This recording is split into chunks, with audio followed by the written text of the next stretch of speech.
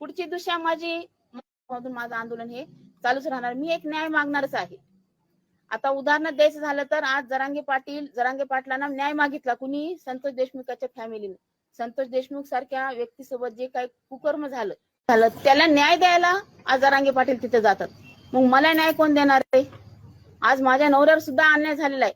मी सुद्धा एका समाजाची घटक आहे. मी सुद्धा एक माय बहीण आहे. मी सुद्धा एक महिला आहे. तर आज महिला म्हणून मी माझ्या नवऱ्यासाठी न्याय मागते. मला न्याय कोण देणार आहे?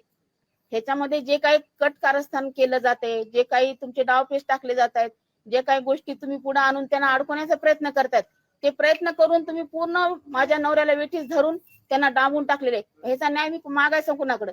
मी आज जरांगेकडेच न्याय मागते माझा.